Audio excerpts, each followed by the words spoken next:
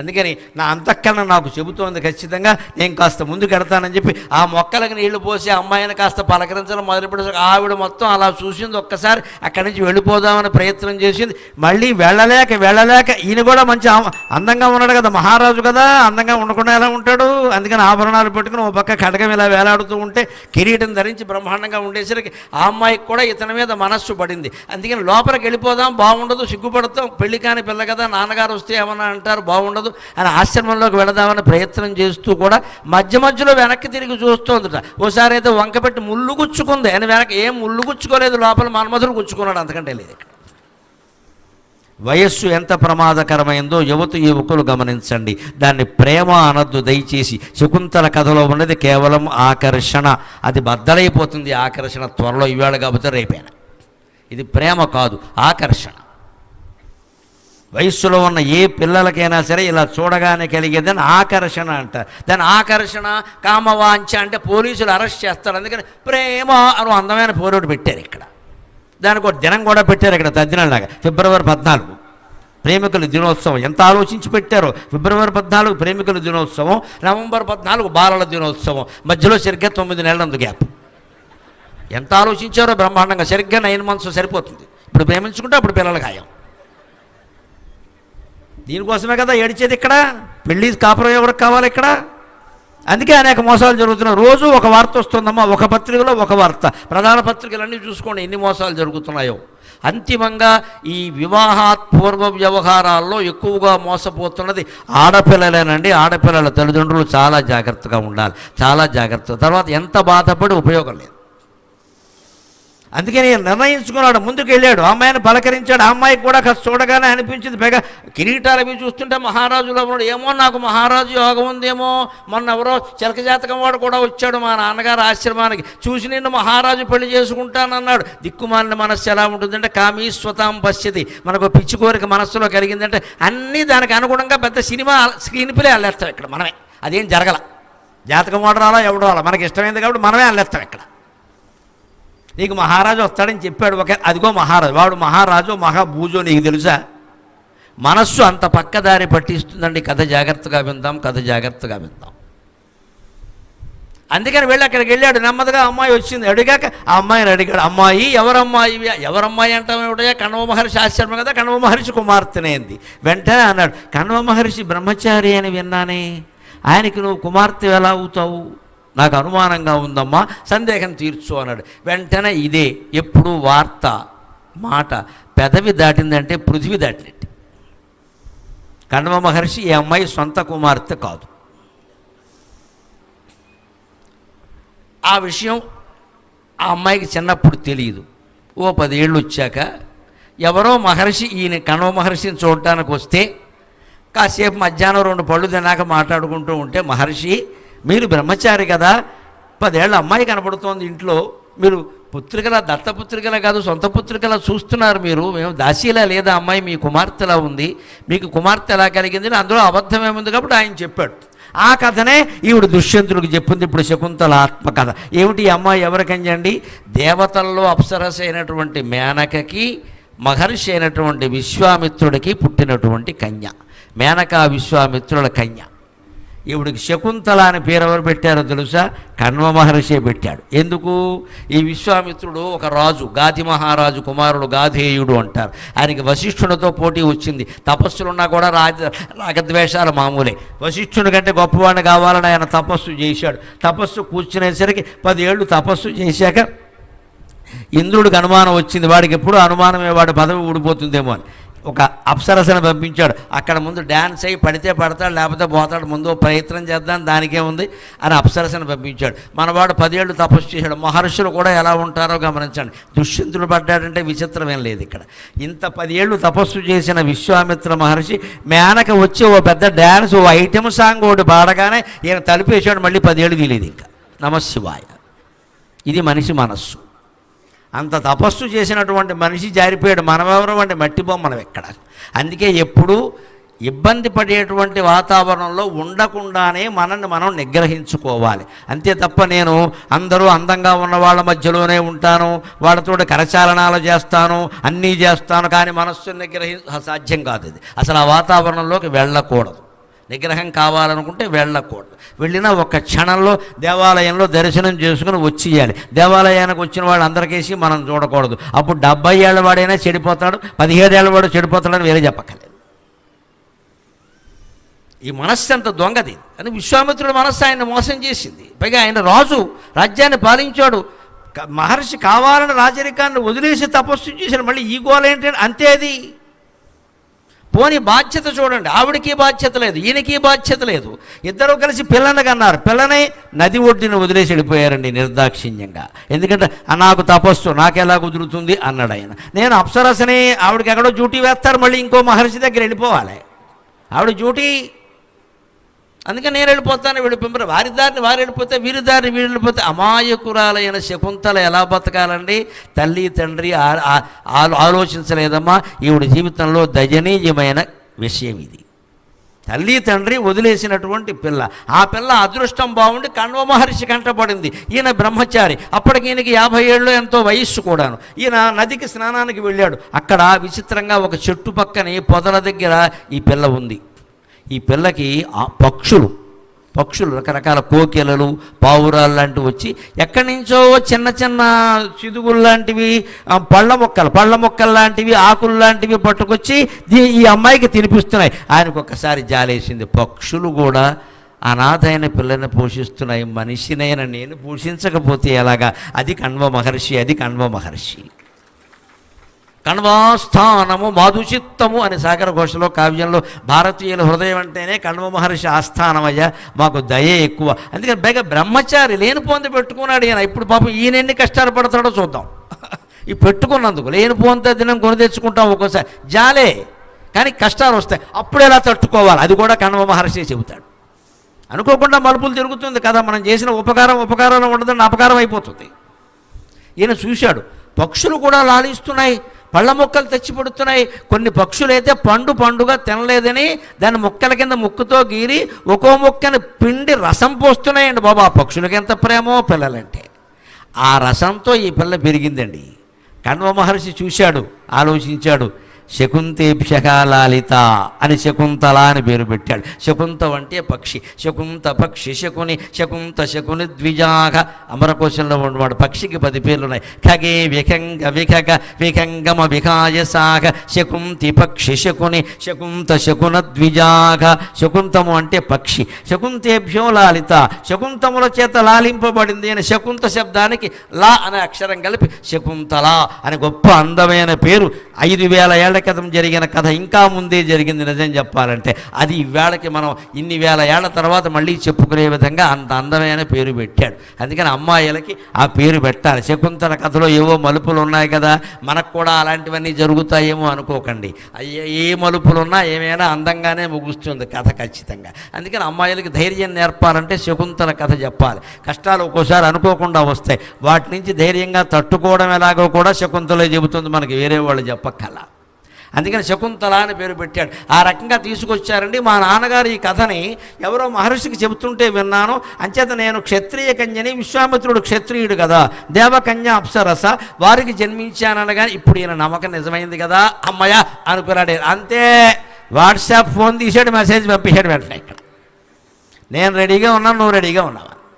ఈ అమ్మాయికైనా బుద్ధి ఉండాలా? ఆయన కూడా ఓ మెసేజ్ పంపగానే పడిపోవడమే.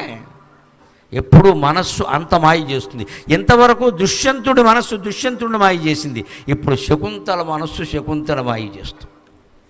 ఈ కథ అంతా విన్నాక, అమ్మాయి నువ్వు చాలా అందంగా ఉన్నావు, నువ్వు మహారాజు మందిరాల్లో ఉండాలి, ఇక్కడ ఉండమేమిటి? ఈ లవ్ పేరు మీద ప్రతి గొట్టంగాడు ఈ మాటే మాట్లాడతాడు. దుష్యంతుడు కూడా అదే మాట్లాడాడు. నువ్వు ఉండవలసింది మహారాజ మందిరంలోనమ్మా, ఇక్కడ ఉండడం. ఈ మునిపల్లెనుండుటది ఎలా? అమ్మాయి వెంటనే ఏమిటో ఎవరో అనలేదు నన్ను ఈ మాట, ఈ మహారాజు ఒక్కడే అంటున్నాడు ఏమిటో అని ఇటు తిరిగింది కాబట్టి వాడు మిగిలిన పద్యం ఇంకాస్త ఘంటసాల లెవెల్లో అందుకున్నాడు. వాడు అటు తిరగకుండా గో అమ్మ కొడతాను ఏమనుకుంటున్నావు అని వెళ్ళిపోయి ఉంటే పద్యం ఆగిపోయేది. ఈ పద్యానికి మనం నన్నయ్య గారికి కృతజ్ఞతలు చెప్పాలి. ఇందాకటవన్నీ కాళిదాసు శ్లోకాలు. ఇప్పుడు ఆదికవి నన్నయ్య శకుంతలోపాఖ్యానంలో రాసిన పద్యాలు. ఇవాళ కాళిదాసు గురించి 3 రోజుల్లో నన్నయ్య గారి గురించి, వ్యాసుడి గురించి, పిల్లల మర్రి పినవీరభద్ర కవి గురించి కూడా మాట్లాడుకుంటాం మనం. అందరూ కలిసి శకుంతలోపాఖ్యానాన్ని ఎలా గుదిగుచ్చి ఒక పుష్పగుచ్చంలా అందించారో మంథని గ్రామ ప్రజలకి, పట్టణ ప్రజలకి అందించేటువంటి ప్రయత్నం చేస్తాను.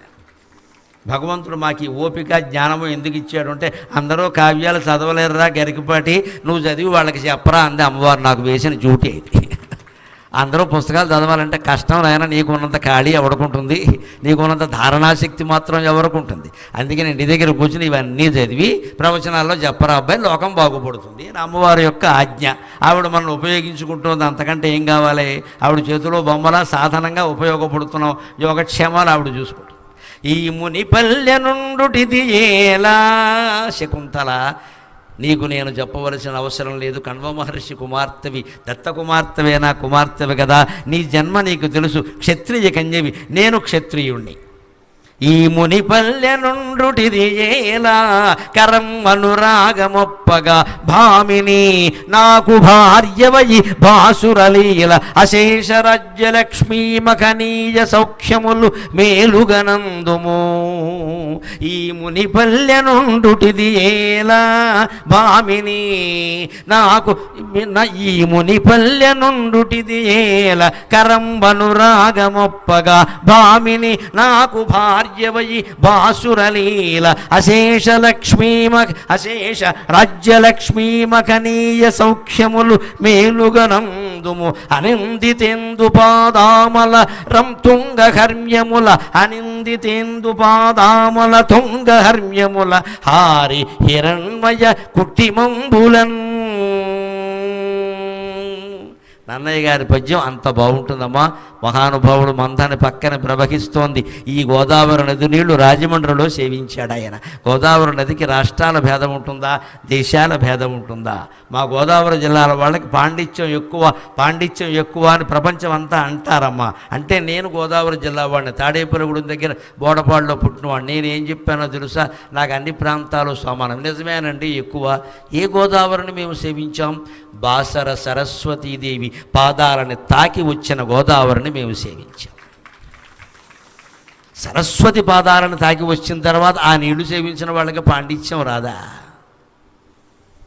అంచేత మనకు పాండిత్యంతో పాటు వినయము ఉండాలి, భగవంతుడి పట్ల భక్తి ఉండాలి. ఉట్టి గోదావరి అయితే ఏమొస్తుంది? కాలుష్యాలు, మట్టి, బురద వస్తాయి. సరస్వతీదేవి పాదాలను తాకొచ్చింది కాబట్టి ఆ గోదావరిని సేవిస్తే మనకి పుణ్యమే కాదు, జ్ఞానం వస్తుంది. రాబోయే గోదావరి పుష్కరాల సందర్భంగా చెబుతున్న ఆ నదిని కాపాడుకోవాలి, అన్ని విధాలా కాపాడుకోవాలి. మంథని గ్రామ ప్రజలకి గోదావరి గురించి నేను ప్రత్యేకంగా చెప్పక్కర్లేదు, మీరు తీరాల్లోనే ఉన్నారు సుమారుగా. అందుకని ఆ గోదావరి నీళ్లు తాగిన కవి పద్యం ఎలా ఉంటుందండి? ఇది ఈ మునిపల్లె నుండుటిది ఏలా, ఇంత అందమైనటువంటి స్త్రీవి, రాజభోగాలకి అర్హురాలివి, నువ్వు ఈ మహర్షి దగ్గర ఈ మునిపల్లెలో నారచీర కట్టుకుని మెళ్ళ ఊరికే పసుపు తాడు వేసుకున్నట్టుగా పట్టుదారం ఏదో ఓటేసుకుని ఎందుకు ఇది? ఆవిడ పాపం ఆభరణాలు లేక కానీ అందం కోసం కానీ పూల తీగలనే ఆభరణాలుగా పెట్టుకుంది ఆవిడ. అవన్నీ ఎందుకు? నేను బోళ్ళు బంగారం చేయిస్తాను కదా హాయిగా. కాముకుడైన వాడు ఇలాగే మాట్లాడతాడు, అనుమానం ఏమీ లేదు, ఇక్కడ పడిపోకూడదు. కానీ శకుంతల ఏం ఆలోచిస్తుందో చూద్దాం. ఈ మునిపల్లె నుండుటిది ఏల కరంబనురాగమొప్పగా భామిని నాకు భార్యవయి, నేనెంతో ప్రేమగా నేను చూసుకుంటాను, నాకు భార్యవి కావలసింది. అయితే ఏమవుతుందయా? బాసురలీల అశేష రాజ్యలక్ష్మీ మఖనీయ సౌఖ్యములు మేలుగనందుము. ఎవ్వరూ నిన్ను పోలకుండా ఈ మునికన్యలు కూడా ఉన్నవాళ్ళు, అనసూయ, ప్రియంవద మొదలైన చెలికెత్తలు ఉన్నారు అక్కడ. వీరంతా అసూయపడే విధంగా మా శకుంతల మహారాణి అయింది, మేము ఎప్పుడైనా రాజధానికి వెళ్ళినప్పుడు అక్కడికి వెళ్ళి 2 రోజులు హాయిగా బిర్యానీ తినచ్చు అని వీళ్ళ గొడవలు వీళ్ళకుంటాయి ఇక్కడ అని. మీ చెలికెత్తలందరూ, నీతో చదువుకున్న వాళ్ళందరూ, జిల్లా పరిషత్ హై స్కూల్లో చదువుకున్న వాళ్ళందరూ నిన్ను గురించి చెప్పుకుని గర్వపడే విధంగా హాయిగా అశేష రాజ్యలక్ష్మీ మహనీయ సౌఖ్యములు మేలుగనందుము. నాకు మహారాణివై నా పక్కనే సింహాసనం మీద అర్ధసింహాసనంలో కూర్చుని అన్ని రకాల సౌఖ్యాలు పొందుంటే అమాయకురాలైన శకుంతల ఎలా వేరెట్టి రాజసౌఖ్యాలంటే ఏమిటో అన్నట్టుగా చూసింది. వెంటనే చెప్పేస్తున్నాడు ఇక్కడ మరి అనుమానం వస్తుంది. రాజసౌఖ్యాలంటే మేము ఇక్కడ సుఖంగానే ఉన్నాంగా, మా నాన్నగారు ఆశ్రమంలో అక్కడ సుఖంగానే ఉంది ఆవిడ, ఆవిడ అసంతృప్తి ఏం లేదు ఆవిడకి. రాజసౌఖ్యం అంటే తెలియదు, అసలు అది సౌఖ్యమో కాదో తెలిస్తే కదా చెప్పేది. కనీసం వాట్సాప్లోనో వీడియో కాల్లోనైనా చూపించాలి కదా అది ఎలా ఉంటుందో. అందుకని అదేమిటి అని ఆవిడ అడుగుతోందని అనిపించి ఈయనే చెప్పేస్తున్నాడు. అది ఎలా ఉంటుంది అంటే అనిందితేందు బాదాముల తుంగ హర్మ్యముల. మా రాజభవనాలు ఎలా ఉంటాయో తెలుసా? హారి హిరణ్మయ కుట్టిమంబులన్. కుట్టిమం అంటే అరుగు, సిమెంట్ అరుగు కట్టుకోవడమే మనకి చాలా కష్టంగా ఉంది. ఆయన రాజభవనంలో అరుగులు ఎలా ఉంటాయంటే బంగారంతో ఉంటాయట అరుగులన్నీ కూడా. ఉట్టినే చెంచా పట్టుకెళ్ళి కాస్త గోకితే బోల్డ్ డబ్బు వస్తుంది. ఇవాళ తులం 1,70,000 తక్కువ ఉందండి, గోకితే చాలు. ఇక్కడ బంగారపు అరుగులు ఉంటాయి మా రాజమందిరాల్లో. అంతేకాదు మాకు మేడలు ఉంటాయి, 2-3 అంతస్తులు ఉంటాయి. ఆ పై అంతస్తు మీద ఎలా ఉంటుందంటే వాతావరణం అనిందిత ఇందుపాదాముల తుంగ హర్మ్యముల. చంద్రకిరణాలు నేరుగా పడుతూ ఉంటాయి శకుంతల. ఆ చంద్రకిరణాలు నేరుగా మా డాబా మీద పడుతుంటే నువ్వు నేను చెయ్యి పట్టుకుని ఆ డాబా మీద విహరిస్తూ ఉంటే ఎలా ఉంటుందో ఒక్కసారి ఊహించుకో అనగానే మన పిల్లకి 16 ఏళ్ళు నిండలేదు కాబట్టి ఐసై అట్టై రొట్టై మట్టి అయిపోయింది. అనుమానం వెళ్ళేది ఇక్కడ. ఈ మాటలకే పడకూడదు. మీరు ఆశ్చర్యపడడం కోసం ఒక విషయం చెబుతా. సరిగ్గా రావణాసురుడు సీతాదేవితో ఇలాగే మాట్లాడాడు. విశ్వనాథ వారు రామాయణ కల్పవృక్షం చదివితే అర్థమవుతుంది. రావణాసురుడు ఈయనంటే హీరో అనుకుంటున్నాం, ఆయన విలన్ కదా. ఆయన సీతాదేవితో ఏమన్నాడు అంటే నీ అంత అమాయకులు ఎవరో ఉండరు ఇక్కడ. ఏ సన్నాసిను పెండ్లి ఆడి ఇక వాడే ఎంచు కూర్చుందురు. నీలాంటి అందగత్తెలు రాముడు లాంటి జడదారం చేసుకోవడం ఏమిటమ్మా? నువ్వే కాదు నీలాంటి అమాయకురాలు ఇంకొక ఆవిడ ఉందన్నాడు. ఆవిడెవరో చరిత్రలో ఈవిడకంటే ముందు ఆవిడ ఒక ఆవిడ ఉందిట, పెద్ద ధనవంతురాలై ఉండి పేదవాడిని చేసుకుందిట. ఎవరావిడో చెబుతాడు ఇక్కడ. ఏ సన్నాసిను పెండ్లి ఆడి ఇక వాడే ఎంచు కూర్చుందురు హిమానీ సంసద్గిరిరాజు కూతురును నీ ఒక్కర్తెవున్. హిమాలయ మహారాజు కుమార్తె ఎవరండి? మన అమ్మవారు. ఆవిడ ఈ వెధవకి అమాయకురాల కింద కనపడింది రావణాసురుడు బుద్ధికి. మా పార్వతీదేవి ఇంతేనమ్మా, హిమవంతుడికి పుట్టింది. ఆయన గుహల్లోనే రత్నాలు ఆభరణాలు అన్నీ ఉంటాయి. ఆవిడ పోనీ లలితా సహస్రం చదివినా మీకు అర్థమవుతుంది. ఆవిడకున్న ఆభరణాలు ఎవరికీ లేవు ఖచ్చితంగా. కనకాంగద కేయూర కమనీయ భుజాన్విత రత్నగ్రైవేయ చింతాకలోల ముక్తా ఫలాన్విత కామేశ్వర ప్రేమరత్నమణి ప్రతిమణస్తని లక్ష్యరోమలతాధార సమున్నేయ మధ్యమ స్తనభారదళన్మధ్య పట్టబంధ వళిత్రయ అరుణారుణ కౌసుంభ వస్త్ర భాస్వత్కటీతటి రణత్కింకిణికా రమ్య రమ్య రశనాదామభూషిత. ఇది అమ్మవారి యొక్క వైభవం, సౌందర్యం. ఇన్ని ఆభరణాలు ఉన్నా కూడా ఎవరిని చేసుకుందండి? జరుగన్నేరదు దేహయాత్రయును బిచ్చంబెత్తినంగాని. సంసారం నడవాలంటే శివుడు బయటికి వెళ్ళాలి కపాలం ఒకటి పట్టుకుని. అక్కడికి వెళ్ళి 2 ముద్దలు తెస్తే ఆయన ముద్ద ఈవిడో ముద్ద తింటారు. ఇన్ని ఆభరణాలు ఉన్నవాడు ఆయన ఎందుకు చేసుకుందండి? ఆయన సాక్షాత్ సర్వమంగళ కరుడు. ఈ భిక్షాటనంతా కేవలం ఒక నటన. ఆయనకి ఆయన వేసుకున్న చిన్నపాటి శిక్ష కోసం ఆయన భిక్షాటన చేశాడు, కానీ శివుడికి భిక్షాటన చేయాల్సిన అవసరం ఏమీ లేదు. ఆయన ఎవరి దగ్గర భిక్షాటన చేస్తాడు? ఊళ్ళో వాళ్ళని అడగడండి. అన్నపూర్ణాదేవిని అడుగుతాడమ్మా. ఎవరా అన్నపూర్ణ? ఆయన ఎల్లాను. భిక్షాందేకి కృపావలంబనకరి మాత అన్నపూర్ణేశ్వరి అని మీరు చిత్రాల్లో కూడా చూస్తారు. అన్నపూర్ణాదేవి హాయిగా చేతిలో అన్నం గిన్నెతోటి గరిటతో కూడా ఉంటుంది. ఆడ ఎదురుగా శివుడు నిలబడి ఇలా భిక్షాపాత్ర పట్టుకుని ఉంటాడు. భార్యను భిక్షాటం చేయడం తప్పే ఉందండి? ఇక్కడ కూర్చున్న మగాళ్ళం అంతా చేసే పని పొద్దున 1 గంట కాగానే అదే కదా, అన్నం పెట్టు తప్పే ఉందండి? భార్యను అడగకపోతే పక్కింటికి వెళ్ళి అడుగుతాం, గోమె కొట్టరం. అంచేత భార్యనో తల్లినో భిక్షాటం చేయడం ఎప్పుడూ తప్పు కాదు. అందుకని శివుడు ఎవరిని భిక్షాటం చేయడం? భార్యను చేశాడు. తప్పే ఉంది? వంట ఉండేది ఆవిడే, పెట్టేది ఆవిడే. లేకపోతే పెట్టేది ఆవిడే, లేకపోతే సరిపెట్టేది కూడా ఆవిడే.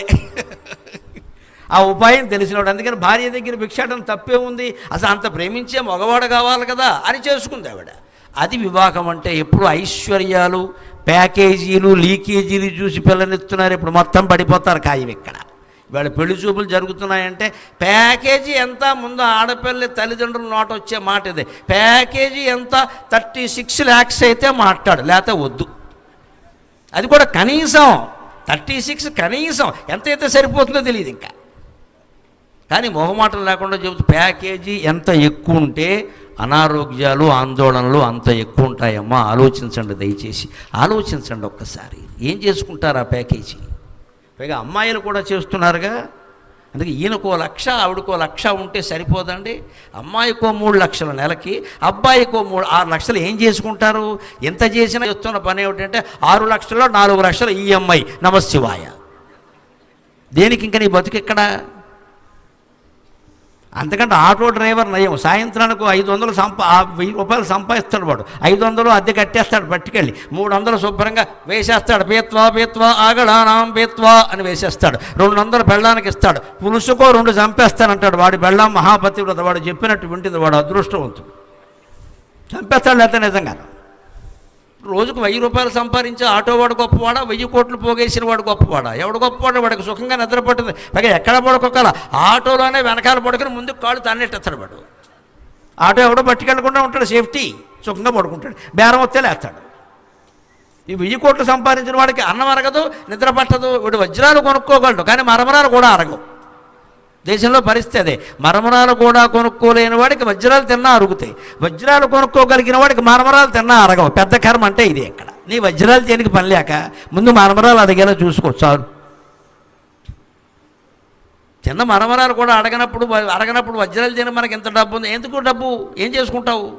కాపురాలు సవ్యంగా నడవాలి అంటే పార్వతీ పరమేశ్వరులాగే మన అమ్మాయిలు అబ్బాయిలు జీవితాంతం ఉండాలంటే డబ్బు అవసరమేనమ్మా, కానీ అంత ప్రాధాన్యం ఇవ్వకూడదు. అతని వ్యక్తిగత ప్రవర్తన ఎటువంటిది, అసలు ఆదాయాన్ని ఉంచుతున్నాడా ఖర్చు పెట్టేస్తాడా, ఈ మనస్తత్వం ఎటువంటిది, ముందు ఆరోగ్యం ఎలాంటిది, తల్లిదండ్రుల ఆరోగ్యం ఏంటి, ఈయన ఆరోగ్యం ఏంటి, చెప్పని రోగాలు ఏమన్నా ఉన్నాయా అని అన్నీ తెలుసుకుని పిల్లనివ్వాలి. పిల్లని చేసుకున్నా సరే అలాగే చేసుకోవాలి. అప్పుడే కాపురాలు నిలబడతాయి.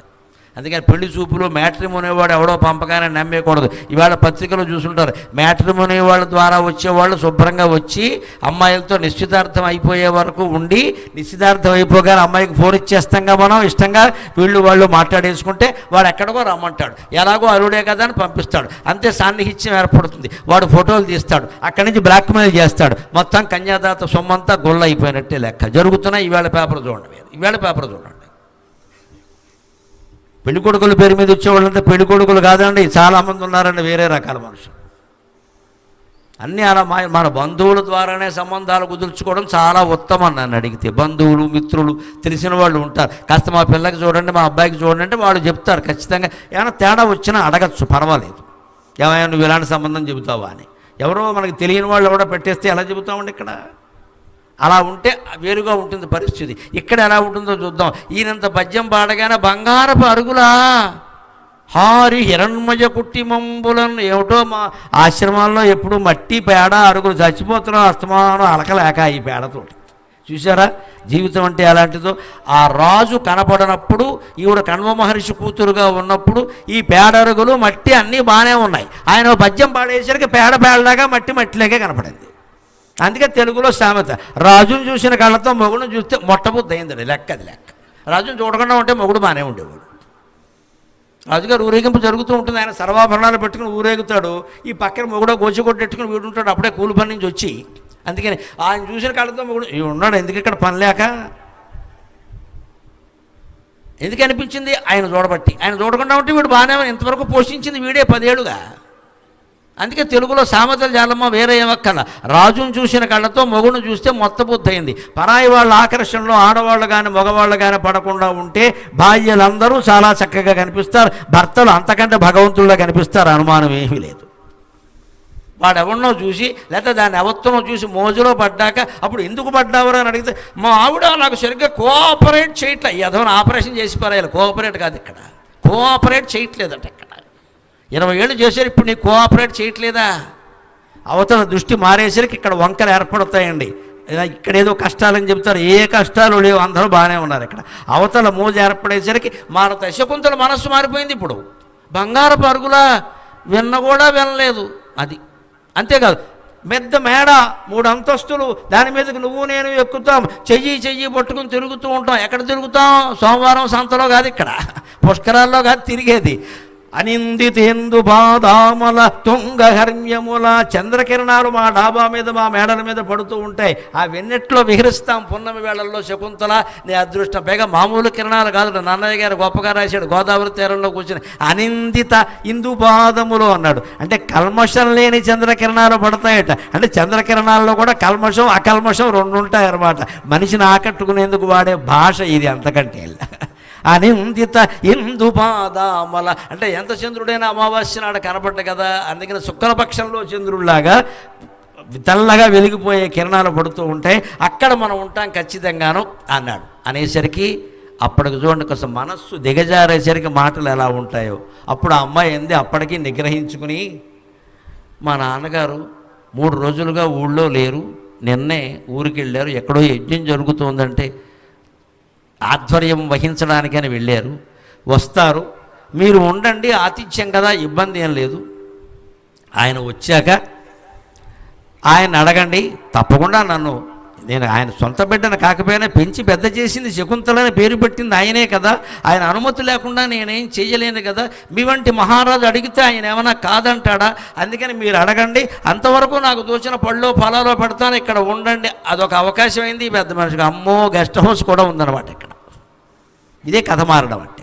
గెస్ట్ హౌస్ కూడా ఉంది, పైగా 3 days ఫ్రీగా ఉండొచ్చు హాయిగా. అమ్మాయి ఒప్పుకున్నాక ఇంకేముంది అని చెప్పి అలా ఉందావా అని ఆలోచించాడు. కానీ రాజు రాజే, రాజకీయం రాజకీయమే.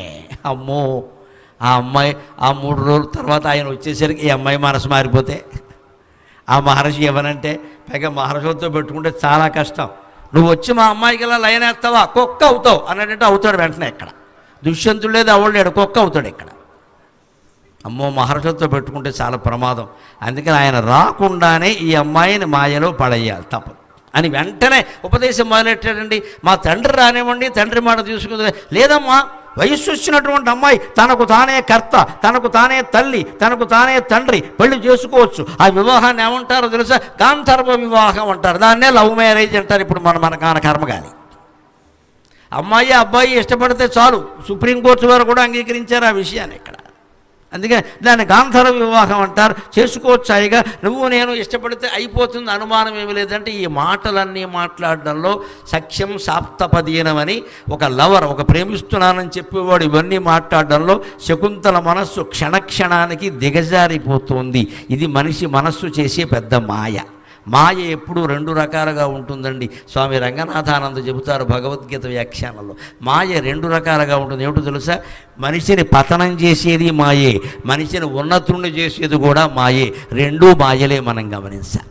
ఇది ఉన్నతుడు చేస్తే అదేదో దైవానుగ్రహం అనుకోవద్దు, 2 మాయలే. ఉన్నతుడు అయ్యేదాకా బుద్ధి చెడిపోయే అవకాశం బాగా ఉంటుంది.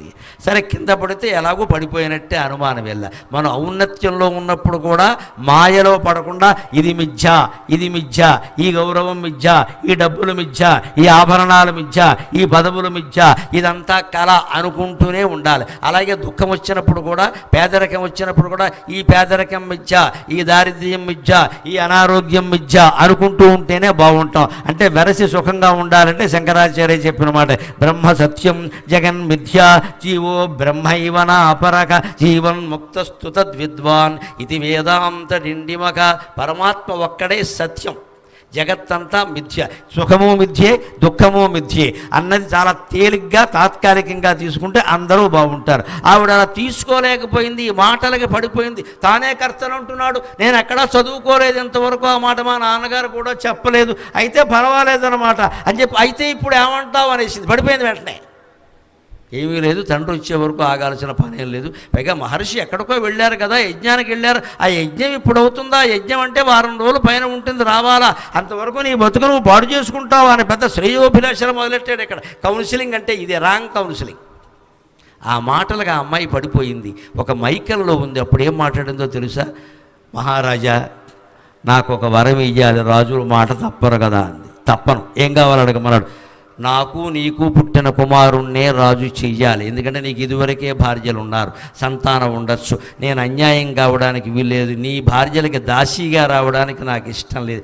కాస్త బుర్ర ఇక్కడ పనిచేసింది కొంచెం, ఆవిడ కింద పడినా కూడా బుర్ర పనిచేసింది కొంచెం. అందుకని ఒక షరతు పెట్టింది, నాకు పుట్టినటువంటి కుమారుణ్ణి రాజు చేస్తాను అంటే నువ్వు అన్నదానికి అంగీకరిస్తానంటే ఓ అభ్యంతరమేం లేదు అనేస్తాడు. ఆ తర్వాత చూసుకోవచ్చు మిగిలిన నేను ఎక్కడ అభ్యంతరమే లేదు. అసలు ముందు రాజు చేశాకే తర్వాత మనం పెళ్లి చేసుకుందామని అంతే, సాధ్యమైనా కాకపోయినా. ఎక్కడ కావాలంటే కృత్రిమ మేతతో నీ కొడుకు పుట్టినట్టు వాడిని రాజు చేసినట్టు ఒక ఫోటో తీసేస్తా, మొత్తం 10 నిమిషాలు వీడియో తీసేస్తా, చూసుకో అన్నాడు. ఈ మాటల్లో ఈ అమ్మాయి పడిపోయింది. అంతే 3 రోజులు విహారం చేసిందండి. తర్వాత కథ విచిత్రంగా మారిపోయింది. కాస్త మంచినీళ్ళు తాగి చెబుదాం ఆ విషయం. ఆ మాటల్లో ఇంకొక మాటకి ఆవిడ బెదిరింది. రాజులకి 2 రకాల వివాహాలు ఉంటాయి, శకుంతల, గాంధర్వ వివాహం లేదా రాక్షస వివాహం. ఒప్పుకుంటే గాంధర్వ వివాహం, ఒప్పుకోకపోతే బలవంతంగా తీసుకుపోవడం, అది కూడా రాక్షస వివాహం. అది కూడా ఉందంటే అమ్మాయి ఒక నిర్ణయానికి వచ్చింది, మా నాన్నగారు ఎలాగూ లేరు, 2 రోజుల వరకు రారు, కాబట్టి ఒప్పుకోకపోయినా ఈ పెద్ద మనిషి బలవంతంగా లాక్కెళ్ళేలా ఉన్నాడు, అదేదో ఒప్పుకోవడమే మంచిది కదా, మనం అనుకున్న షరతులైనా నెరవేరుతాయి అని ఒప్పుకుంది. 3 రోజులు హాయిగా అక్కడ మొత్తం పొదరళ్ళ వెనకాల బాగా విహరించారు. ఇంకా తర్వాత పరిణామాలు ఎలా ఉంటాయో నేను చెప్పవలసిన పని లేదు, మీరు వినవలసిన పని లేదు. 3వ రోజు రాత్రి శుభ్రంగా వందే భారత్ ఎక్స్ప్రెస్లో కణవ మహర్షి గారు దిగారు, కమండలం పట్టుకుని.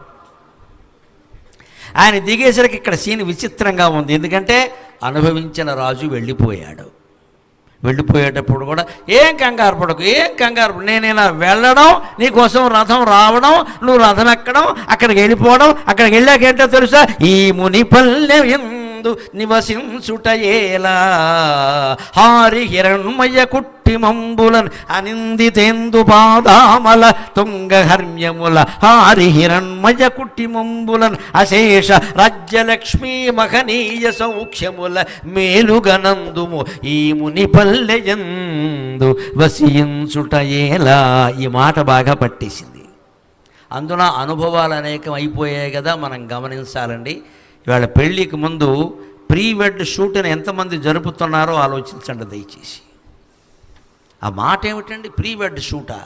ఎంత దరిద్రపు మాట, ఎంత దరిద్ర. పెళ్ళి కాకుండా నువ్వు షూటింగ్ చేస్తావా? పిల్లకేం జరిగినా పిల్లాడికి ఏం జరిగినా ఎవరు పూచి పెళ్ళి అవుతుందని గ్యారంటీ ఉందా? ఎవరైనా చెప్పగలరా? పీటల మీద పెళ్ళిళ్ళు ఆగిపోయిన సందర్భాలు ఉన్నాయండి. పీటల మీద పెళ్ళిళ్ళు, పెళ్ళి 2 నెలలకి విషయాలు తెలిసాక బలవంతంగా పెళ్లి కూతురు భర్తను వదిలేసిన సందర్భాలు ఉన్నాయి. నేను పడలేనని అంత దారుణమైన విషయాలు తెలిస్తే ఏం చేస్తారండి? చస్తారా? చేసుకుని జీవితాంతం పడతారా? లేదు, పెళ్లి కూతుర్ల గురించి తెలిసినా కూడా వదిలేసి పారిపోయిన సందర్భాలు ఉన్నాయి. అంచేత తల్లిదండ్రులందరూ చాలా ధైర్యంగా, ముఖ్యంగా మగవాళ్ళు ఈ విషయంలో చాలా గట్టిగా ఉండే. ప్రీ వెడ్ షూట్ అని పెళ్లి కూతురు అడిగినా పెళ్లి కొడుకు అడిగినా గోమే కొట్టండి వెంటనే, అటువంటివన్నీ కుదరదని చెప్పండి. 10-25 లక్షలు కలిసి వస్తాయి, అనుమానం లేదు. ఇక్కడ వాళ్ళ కోరికకి మనం అంగీకరించామంటే పిల్లని తాకట్టు ఎట్టేసినట్టే లెక్క. పెళ్ళి అయిన తర్వాత షూటింగ్లు ఉండవా? ఒక ముహూర్తం లేదా? ఈ ప్రీ వెడ్ షూట్లో వీళ్ళిద్దరూ బ్రహ్మచారులాగా అయ్యప్ప స్వామిలా ఉంటారని ఏమైనా ఉందా ఇక్కడ? అంత పవిత్రంగా ఉండేవాడితే ప్రీ వెడ్ ఎందుకండి, పని లేక? ఈ మాట అంటున్నారు అంటే వాళ్ళు వ్యధవేషాలు ఆడడానికి సిద్ధంగా ఉన్నారన్నమాట. ఆ వెడ్డింగ్ ఏదో అయ్యాక షూటింగ్ చేసుకోవచ్చు కదా, ఎవరు వస్తున్నారు ఇక్కడ? ఈలోపు ముందే ప్రయాణాలు, పెళ్ళయ్యాక హనీమూన్ ఉంది. మరి ఇదేమిటి హానీమూన్? ఇది హాని చేసేమోన్, అది హనీమూన్, ఇది హానీమూన్. ఎట్టి పరిస్థితుల్లో పెళ్లి కాకముందు అసలు మాట్లాడడానికి కూడా అంగీకరించకూడదమ్మా. మొహమాటం లేకుండా చెప్తున్నా, పూర్వం అయితే అలాగే ఉంది. పెళ్ళయిన తర్వాతే అంతే. నిశ్చితార్థం అయ్యే వరకు జాగ్రత్తగా ఉండాలి, నిశ్చితార్థం అయ్యాక కూడా గమనిస్తూనే ఉండాలి. నిశ్చితార్థానికి వివాహానికి ఒక్కోసారి 2-3 నెలల విరామం కూడా ఉంటుంది. జాగ్రత్తగా ఉండకపోతే పంపమన్న చోటికి పంపేయడమే. ఆయన ఎవరండి పంపడానికి? మన ఎలా పంపిస్తామండి అసలు? ఈ జాగ్రత్త పడాలి ఖచ్చితంగా. ఆ జాగ్రత్త పడలేదు ప్రతి యువతి, ప్రతి యువకుడు అర్థం చేసుకోవలసిన విషయం. తల్లిదండ్రులు లేనప్పుడు పిల్లలు ఎలా ఉండాలో తెలుసుకోవాలి. అంతే ఇవాళ ఆధునిక సమాజాన్ని దృష్టిలో పెట్టుకుని చెబుతున్నా, ఎప్పుడూ తల్లో తండ్రో ఎవరో ఒకరు వయస్సు వచ్చిన పిల్లలతో పాటు ఉండి తీరాలండి. ఇద్దరూ వెళ్ళిపోయి వీళ్ళకి పెత్తనం అప్పగించడం చాలా తప్పది జరుగుతుంది. ఇవాళ ఏమవుతుందంటే హైదరాబాద్లో పెళ్ళి ఉంటుంది, తల్లి తండ్రి ఇద్దరు వెళ్ళిపోతారు. ఇక్కడ అమ్మాయిలు ఉంటారు, ఒక అమ్మాయికి 20 ఏళ్ళు, ఇంకో అమ్మాయికి 18 ఏళ్ళు. మా అమ్మాయిలు మంచివాళ్లే అనుకుంటున్నావమ్మా, వచ్చాక చూడు. ఇందులో ఎవరో ఒకరు ఆ పెళ్లి మానేయలేరండి? ఆలోచించండి, అంత ప్రమాదమా? మనం ఇప్పుడు వెళ్ళిపోవాలా అర్జెంటుగా పెళ్ళికి? ఇద్దరు వాళ్ళు ఏమైనా అనుకుంటారు, తర్వాత ఈ పిల్లకి ఏమైనా జరిగితే మనం జీవితాంతం ఏడవాలి. ఇక్కడ వయస్సు వచ్చిన పిల్లలు, మగ పిల్లలైనా సరే ఇంట్లో వదలకూడదండి, అలాగా ఒకరి కాపలా ఉండాల్సిందే. అన్నిటికంటే ప్రమాదకరమైంది వయస్సు, అంతకంటే ప్రమాదకరమైంది మనస్సు. అర్థం చేసుకుందాం దయచేసి. ఖచ్చితంగా తల్లిలో తండ్రో ఎవరో ఒకరి దగ్గర ఉండాల్సింది. అన్నిటికంటే ప్రమాదకరం వయస్సు, అంతకంటే ప్రమాదకరం మనస్సు. వీళ్ళకి వయస్సు ఉంది, మనస్సు ఉంది, ఎలా వదిలేస్తామండి? వాళ్ళ మీద నమ్మకం, వీళ్ళ మీద నమ్మకం. అందరికంటే మన్మధుడి మీద నమ్మకం ఎక్కువగా ఉంది అందరికి. ఇక్కడ వాడి లీల వాడు చేస్తాడు, తర్వాత ఏడిచిన ఉపయోగం లేదు ఇక్కడ. అందుకే కణ్వ మహర్షి వచ్చాడు, అమ్మాయి ఆయన వెళ్ళిపోయాడు కదా, నమ్మకం ఉంది కానీ దిగులుగా ఉంది. అప్పుడేంటి, ఈ అనుభవాలన్నీ అయిపోయాక గుర్తొస్తాడు తండ్రి. మా నాన్నగారు ఎంత తపస్వి, ఎంత మహానుభావుడు. నన్ను అక్కడ అనాథ కింద నా తల్లిదండ్రులు వదిలేస్తే, పసిగుడ్డుని 3 నెలలు కూడా లేవు నాకు, పక్షులు పళ్ళకొచ్చి తినిపిస్తూ ఉంటే ఈ బ్రహ్మచారి నన్ను తెచ్చి నెత్తినెట్టుకున్నాడే, ఈయనకి ఏం పని, తద్దినాన్ని తెచ్చిపెట్టుకున్నట్టు ఈయన. ఎవడు చెప్పాడు? ఈయనకి భార్య లేదు కదా, ఎవరు పెంచుతారు ఈ పిల్లని? అలా ఆలోచించలేదే. అయ్యో చిన్నపిల్ల, అయ్యో చిన్నపిల్ల అని శకుంతల అని ప్రపంచంలో ఏ తండ్రి ఏ కూతురికి పెట్టినంత అందమైన పేరు పెట్టాడే నాకు. ఇంత అందమైన పేరు పెట్టుకున్న దాన్ని 3 రోజులు ఆగలేకపోయానే, నా కర్మనేవనాలి, నా కర్మనేవనాలి. ఇదంతా కన్నీళ్ల రూపంలో ప్రవహిస్తుందండి శకుంతల కళ్ళల్లో. ఇప్పుడు మీరు కణ్వ మహర్షి వ్యక్తిత్వాన్ని దర్శిస్తారు. సమస్య రానంత వరకు ఒకలా ఉండాలి, సమస్య వచ్చాక వేరుగా ఉండాలి. ఇదే వ్యాస మహర్షి భారతంలో చెబుతాడు. భయం ఎంతవరకు అంటే, తావత్ భయేషు భేతవ్యం యావత్ భయం అనాగతం, ఆగతేతు భయం దృష్ట్వా ఆగతం తు భయం దృష్ట్వా ప్రకర్తవ్యం అశంకయ అంటాడు. భయం వచ్చే వరకు, భయం వచ్చి మీద పడే వరకు నువ్వు తీసుకోవలసిన చర్యలన్నీ తీసుకో. ఇంట్లోకి దొంగలు వస్తారు, దోపిడీలు జరుగుతున్నాయని భయం ఉందనుకుందామండి. నగరంలో ఏం చేసుకోవాలి? గట్టి సింహద్వారం, గట్టి తాళం, కప్పతాళం, ఎలక తాళం, పావు తాళం ఎన్నేస్తావో వై, పర్వాలేదు. అవసరమైతే పరుపు కింద ఒక కత్తి కూడా పెట్టుకో, పర్వాలేదు. కానీ దాని గురించి ఇంకా ఆలోచించకో. కత్తి దగ్గరుండి తాళం గట్టిగా వేసి కూడా దొంగలు వస్తారేమో, దొంగలు వస్తారేమో, దొంగలు రారు, బీపీ వస్తుంది. ఇదే మనిషి చేసే తప్పుడు పని. తీసుకోవలసిన చర్య తీసుకోవాలి తప్ప చర్చ చేయకూడదండి ఎప్పుడు. ఇంట్లో సమస్యల గురించి, దేని గురించి అయినా సరే చర్య తీసుకో. Take action, don't discuss. అదే మొత్తం వేదశాస్త్ర పురాణాల సందేశం. Take action, don't discuss. ఒకవేళ చర్చ చేయాలి, భార్యతో చర్చించు, భర్తతో చర్చించు. మహా అయితే అటు తల్లిదండ్రులు ఇటు తల్లిదండ్రులకు, మూడో వాడికి చెప్పాల్సిన పని లేదు అక్కడ. వాట్సాప్లోనూ ఫేస్బుక్లోనూ పెట్టకూడదు మన ఇంట్లో జరిగింది. కణ్వ మహర్షి ఎవరితోనో చర్చించాలా, ఆశ్చర్యకరం. అమ్మా అలా ఉన్నావేమిటి, చాలా ఆనందంగా ఉంటావు కదా, మొక్కలకి నీళ్లు పోస్తున్నావు కదా, చాలా ఆనందంగా ఉన్నావు కదా, ఏమిటమ్మా, ఏమైందమ్మా, ఏమైందమ్మా అని ఆ పిల్లని దగ్గరికి తీసుకుంటే ఇంకా ఏడవడం మొదలెట్టింది. అనిపిస్తుంది కదా. ఓ పక్కేమో తండ్రికి చెప్పకుండా తప్పు చేశానని బాధ, రెండోది ఆ వెధవ వస్తాడో రాడో అని అపనమ్మకం. ఓ పక్క వాడి ఆయన మీద అనుమానం, ఓ పక్క ఈయన మీద ప్రేమ వల్ల అయ్యో తండ్రికి ద్రోహం చేశాను నేను. ఎటువంటి తండ్రి, ఇటువంటి తండ్రి దొరుకుతాడా? ప్రపంచం అంతా కరుణామయమైంది అంటే నా తండ్రి వల్ల కదా. ఆ తండ్రి ఇప్పుడు నేను విషయం చెబితే ఏం చేస్తాడు? నన్ను చంపేసినా పర్వాలేదు, ఆవిడ అందుకు భయపట్ల, చంపేసినా పర్వాలా. ఈ తండ్రి నన్ను చంపేవాడు కాదు, ఆ హింసకి పేరు పోసినటువంటి తండ్రి, ఆయన చచ్చిపోతాడేమో బహుశా. కానీ మరి చెప్పక తప్పదయ్యే అని పాపం జరిగినట్టు చెబితే ఆశ్చర్యకరమండి కణువున వ్యక్తిత్వం. భయం వచ్చే వరకు తీసుకోవలసిన చర్యలు తీసుకో. భయం అంటూ వచ్చాక ఏం చెయ్యాలో అది చెయ్యక ఆలోచించుకో. ఆయన ఒక క్షణం ఆలోచించాడు, తప్పు మనదే, తప్పు మనదే. అమ్మాయిని తీసుకురావడం తప్పు కాదు, పెంచడం తప్పు కాదు. ఇక్కడ ఈ అమ్మాయిని ఒక్కత్తిని వదిలిపెట్టి నేను 3 రోజులు వెళ్ళడమే తప్పు. అది ఆలోచించాడు. నా బిడ్డను నేను కాపాడుకోకుండా అనసూయకో, ప్రియంవదకో, చెలికెత్తెలకి, పనికెత్తెలకి అప్పగించి నేను వెళ్ళడం ఉంది, అది తప్పు. ఇప్పుడు నా తప్పుగా అమ్మాయిని శిక్షిస్తే ఏమో అమ్మాయి చేసింది రైట్ ఏమో అని ఎవరమ్మా అతను అంటే దుష్యంత మహారాజు అంది. వెంటనే ఆ వ్యక్తిత్వం చూడండి. అమ్మా నువ్వు తప్పు చేయలేదమ్మా, నీ వంశానికి తగిన మనిషిని పెళ్లి చేసుకున్నావు. నువ్వు గాంధర్వ వివాహం చేసుకున్నాడు కదా, మాట ఇచ్చాడు కదా, నువ్వు క్షత్రియ కన్యవమ్మా, నీకు తెలుసు కదా విశ్వామిత్రుడు కుమార్తెవి, నేను కేవలం నీకు దత్తత తండ్రిని, అంచేత నా బాధ్యతలు నేను చెయ్యాలి, పోనీ నేను చేయవలసిన పెళ్లి నువ్వు చేసుకున్నావు. ఇలా అనే తండ్రి ఎవడు ఉంటాడండి? అడ్డంగా చూరులోంచి కత్తి తీసుకుని నరికేస్తాడు. లేకపోతే పరువు నష్టం హత్యారు వాడిని నరికేస్తాడు ముందెళ్ళి. ఇప్పుడు జరుగుతున్న అవే. అమ్మాయిలను కాపాడుకోవడం, వాడిని నరికేయడం. అక్కడ వాడిదే తప్పండి, మన అమ్మాయి తప్పు లేదండి. ఆలోచించండి, ఆ నరికేది మన అమ్మాయి అమ్మాయి ఎవడ బిడ్డ వాడికి ప్రేమ, వీళ్ళని ఆపేసి వాడిని నరికేస్తారు. అందులో వాళ్ళు బలహీన వర్గాలు కదా, అధోలోకువా. ఎవడు పేదవాడైతే వాళ్ళు లోకం, ఎవడు బలహీనమైతే మన అమ్మాయి తప్పు చేయలేదా, ఆ పౌరుషం అయితే ఇక్కడ చూపించలేదా. మన అమ్మాయి బాగుండాలి, మన అమ్మాయికి ఇంకో పెళ్లి చేయాలి, వాడు సంకనాకి పోవాలి, ఆ తల్లిదండ్రులు ఏడవాలి అక్కడ. మరి వాళ్ళు మగబిడ్డను కన్న వాళ్ళు కూడా ఏ వర్గమైనా ఏ కులమైనా వాళ్ళు మనుషులే కదండి. వాళ్ళ బిడ్డను వాళ్ళు ఎందుకు కోపాడుకోవాలి. బహుశా ఈ అమ్మాయితో తిరగద్దని వాళ్ళ బిడ్డకు వాళ్ళు కూడా చెప్పారేమో. మీ అమ్మాయి మీ మాట వినట్టే, ఆ మగబిడ్డ వాళ్ళ మాట వినలేదు. అందరూ తల్లిదండ్రులు అనుభవిస్తున్న వ్యధకి పరిష్కారమే 3 రోజుల శకుంతలోపాఖ్యానం. అమ్మ అనుమానం వెళ్ళేది ఇక్కడ. అందరూ తల్లిదండ్రులు అనుభవిస్తున్న వ్యధ. కణ్వ మహర్షి ఎంత గొప్ప పరిష్కారం చేశాడో చూడండి. సమస్యని శకుంతలకి వదిలేశాడు.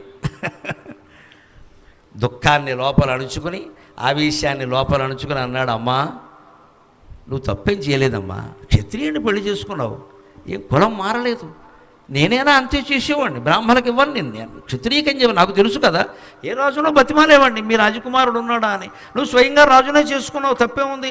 రాజులకు బహుభార్యత్వం మామూలే, దాని గురించి నేను బాధపడ్డల్లా. అందుకని నువ్వేం బాధపడద్దమ్మా. నువ్వు ఎందుకంటే ఆ వయస్సులో పిల్లలు ఎప్పుడు ఎడోలసెంట్ అంటారండి. తల్లిదండ్రులు కూడా ఆలోచించాలి. ఏదైనా గట్టిగా కోప్పడితే అంతే. సీలింగ్ ఫేనాయ విద్మహే చున్నీ కంఠాయ ధీమహి తన్నో మృత్యు ప్రచోదయాత్ అయిపోయినట్టే. మన బిడ్డలు మనకు దక్కకుండా పోతారు. అందున ఇటువంటి వ్యవహారాలు ఏమైనా నడిస్తే అస్సలే వదిలిపెట్టకూడదు. 5 నిమిషాలు వదిలిపెట్టామంటే ఆత్మహత్య ఖాయం. ఇవాళ యువకులకు నన్ను మన్నిస్తే ఒక్కటే బాగా తెలుసు, చంపేయడం లేదా చచ్చిపోవడం. అందరూ చంపేయడం లేదా చచ్చిపోవడం, ఇంకో మార్గం లేదా. ఆ మార్గాలు సూచిస్తారు ఇక్కడ అని చాలా సహనంతో ఉన్నాడు. సాంత్వన చేకూర్చాడు. ఆవిడకి దగ్గరికి తీసుకుని మంచినీళ్ళు తాగమ్మా, పొద్దునుంచి ఏం తిన్నావో ఏమిటో అవన్నీ తండ్రిని అనాలి. ఆవిడ ఈయనే అన్నాడు, కాస్త మంచినీళ్ళు తాగమ్మా, మంచినీళ్ళు తాగ, ఏం పర్వాలేదు నేను ఉన్నాను కదమ్మా అని. ఏం కంగారు పడకు తల్లి, కంగారు పడకు అంటే అప్పుడు ఏముంటుంది. ఇంత జరిగిపోయాక పిల్లల మనస్తత్వం, నాన్నగారు మీరు మహా తపస్వి కదా, మీరు ఆశీర్వదించండి. వాడి దగ్గర ఒప్పుకునేటప్పుడు ఆశీర్వచనాలు ఏమయ్యాయి నాకు అర్థం కాదు. వాడెవడో అడగగానే ఊ అనేటప్పుడు తండ్రి ఆశీర్వచనం తపస్సు గుర్తురాలా. ఇప్పుడు శకుంతల తండ్రి కాళ్ళ మీద పడి, నాన్నగా మీ తపస్సు. అవునమ్మా నా బిడ్డవి, వాళ్ళు వదిలేయచ్చు. మేనకా విశ్వామిత్రుడు, నేను ఎలా వదులుతాను.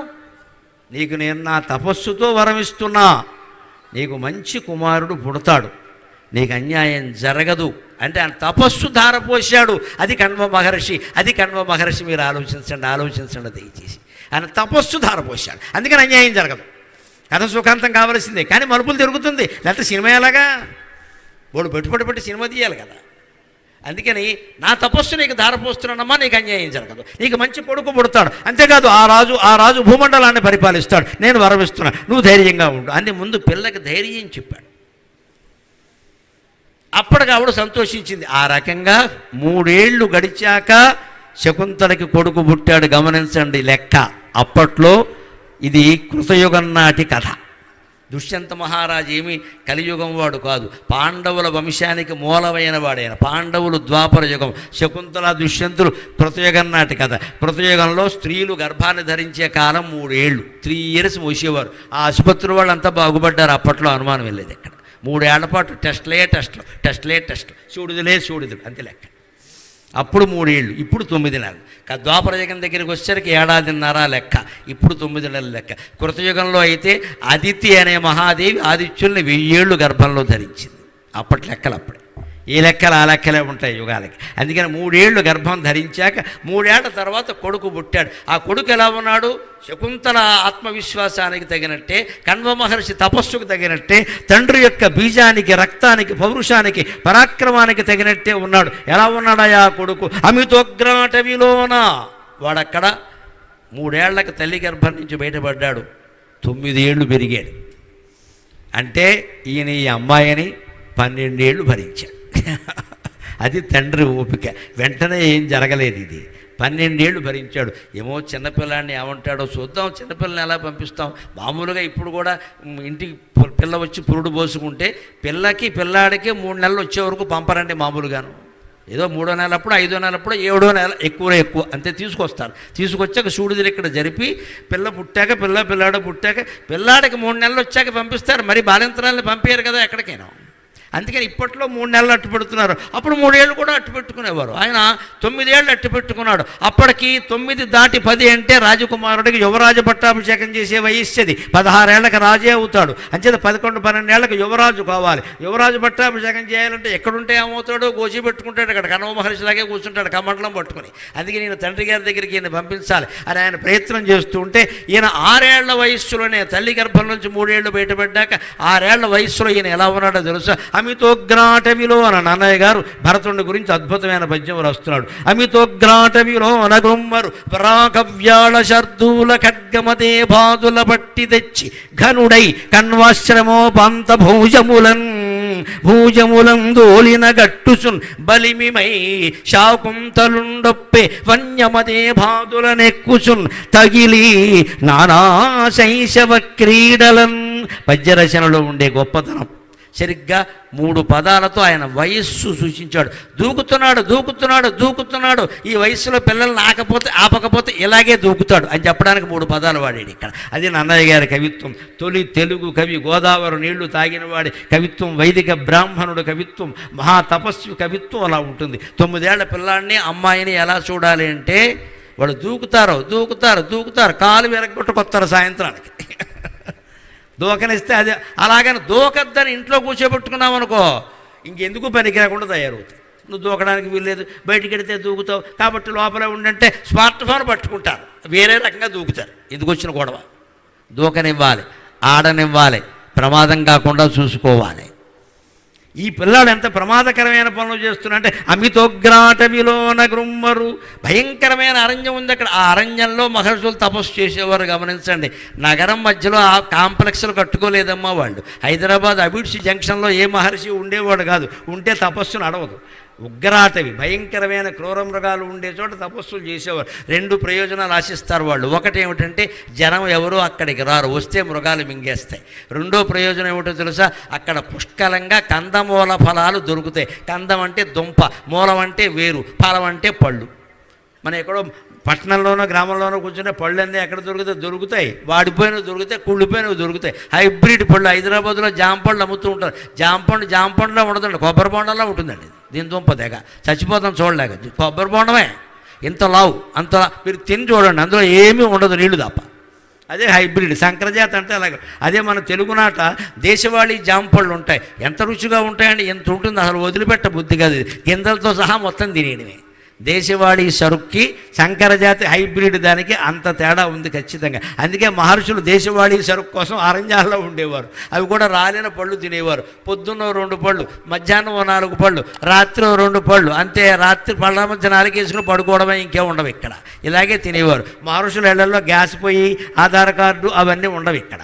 ఉంటే వాళ్ళకి సంసారాలన్నీ ఏర్పడినట్టే, లేనిపోను గొడవ అవే ఉండవు. రాలిన పళ్ళు తెచ్చుకోవడమే, పళ్ళు రాలగొట్టే అలవాటు లేదు వాళ్ళకి.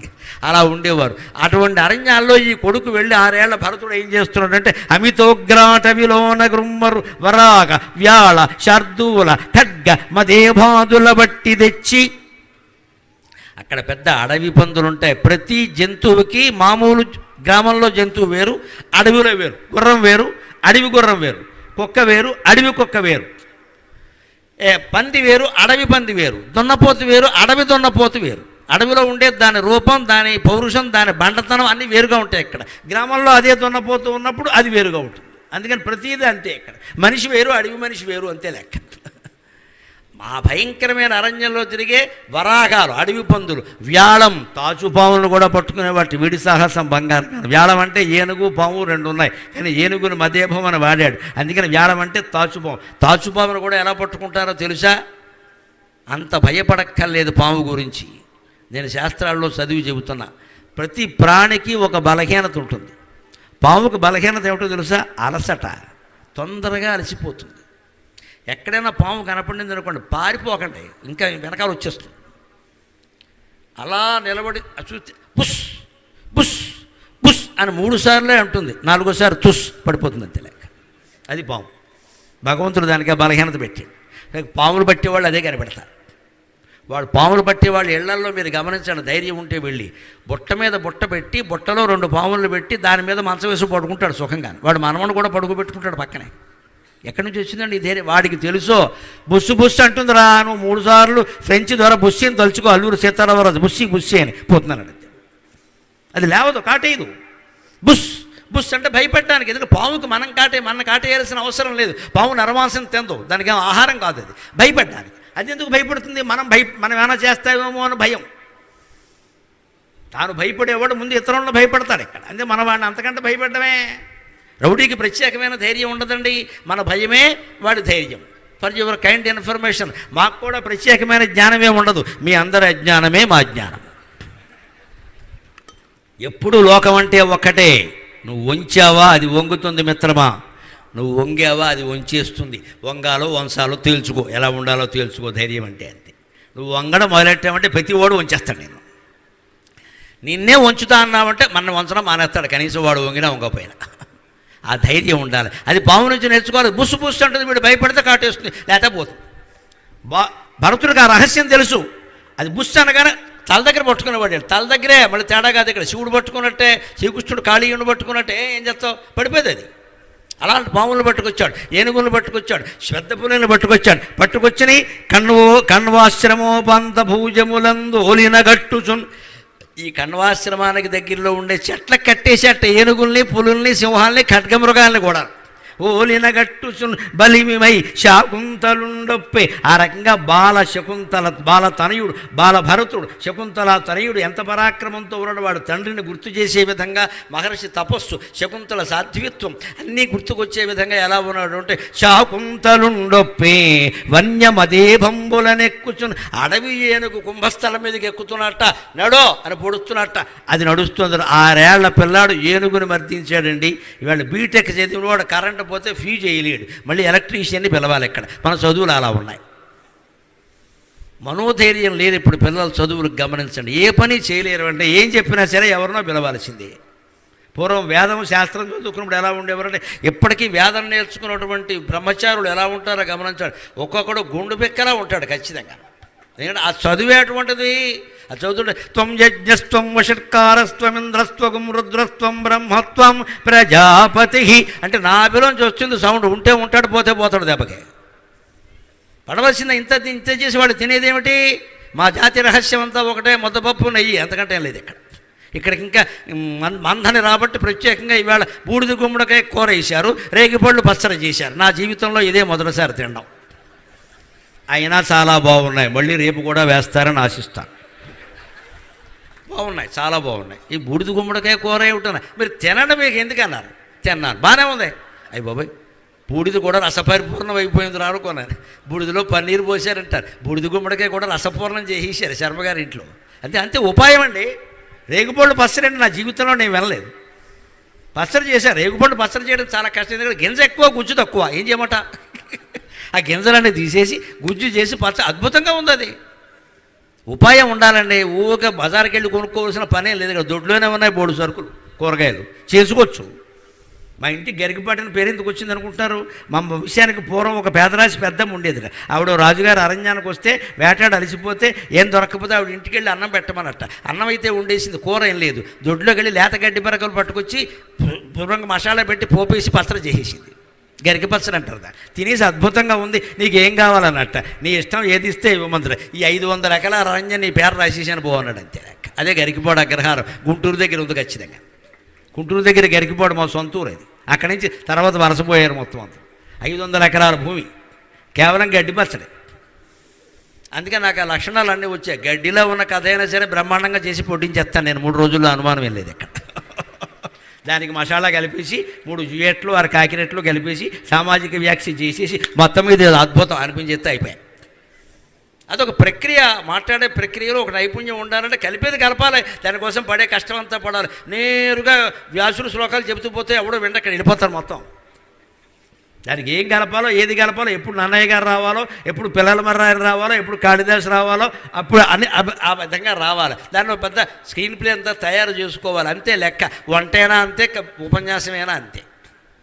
అలాగా ఆయన పట్టుకొచ్చి అక్కడ ఉంటే జరిపేస్తూ ఉంటే ఆయన పద్యరచన చూడండి ఖచ్చితంగా. అవి కట్టేసి ఆయన ఎత్తిమే కూర్చున్నట్ట. ఇవన్నీ చూసి అప్పుడు అనుకున్నాడు చుట్టుపక్కల ఋషులు, వీడి పేరేమిటండి అన్నట్ట. భరతుడు అని ఈయన పెట్టాడు. అది కాదండి, అది సరిపోదండి మన వాడికి. సర్వదమనుడు అని పెట్టండి, మొత్తం అన్నిటినీ అణిచేసే రకం అని పెట్టండి. ఇంకా అనుమానం లేదు. పులుల్ని సింహాల్ని పట్టుకొచ్చి ఇక్కడ కట్టేస్తున్నా అంటే వీడికి భరతుడు అని ఏదో సౌమ్యమైన పేరు పెడతారు ఏమిటండి? మొత్తం జైంట్ కిల్లర్ వీడు, మామూలు వాడు కాదు ఇంకా. అందుకని సర్వదమనహ అని పేరు పెట్టండి, అనుమానం వెళ్ళా అన్నాడు.